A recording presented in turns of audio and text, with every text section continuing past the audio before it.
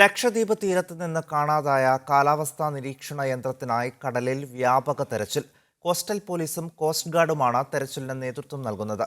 ടൗട്ടെ ചുഴലിക്കാറ്റ് ഉൾപ്പെടെ കൃത്യമായി പ്രവചിക്കുന്നതിന് ഭൗമശാസ്ത്ര കേന്ദ്രത്തെ സഹായിച്ച കോടികൾ വിലയുള്ള ബോയയുമായുള്ള ബന്ധം 3 മാസം മുൻപാണ് നഷ്ടമായത്.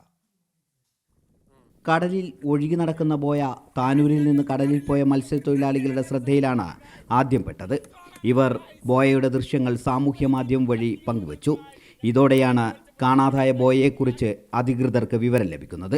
ഭൗമശാസ്ത്ര മന്ത്രാലയത്തിന് കീഴിലുള്ള നാഷണൽ ഇൻസ്റ്റിറ്റ്യൂട്ട് ഓഫ് ഓഷ്യൻ ടെക്നോളജിയുടേതാണ് ബോയ.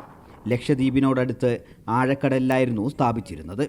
കഴിഞ്ഞ ജൂലൈയിൽ നങ്കൂരം പൊട്ടി ബോയ നിയന്ത്രണം വിട്ട് ഒഴുകി തുടങ്ങി.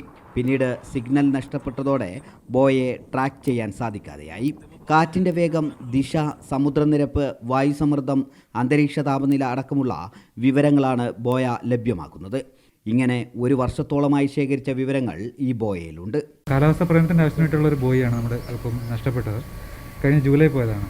ആ ഡാറ്റ റിക്കവർ ചെയ്യാൻ വേണ്ടിയിട്ട് മാത്രം നമ്മളിപ്പം തിരിച്ചു വരുന്നത്. ബോയ് എടുക്കണം, അത് റിക്കവർ ചെയ്യണം, അതിന് വേണ്ടിയിട്ട് വന്നതാണ്. കേരളത്തിൻ്റെ കരയിൽ ഒരു 12 നോട്ടിക്കൽ മൈനകത്ത് എവിടെ കണ്ട വിത്തിൻ സെക്കൻഡ് നമ്മൾ അറിയും.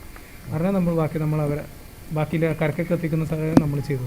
കാസർഗോഡ് തീരത്ത് നിന്ന് ബോയ ലഭിക്കുമെന്ന പ്രതീക്ഷയിലാണ് National Institute of Ocean technology.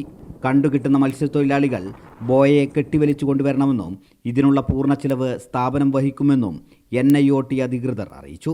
ബോയ തുറക്കാൻ ശ്രമിക്കുന്നത് അപകടത്തിന് കാരണമാവുമെന്നും മുന്നറിയിപ്പ് നൽകുന്നു.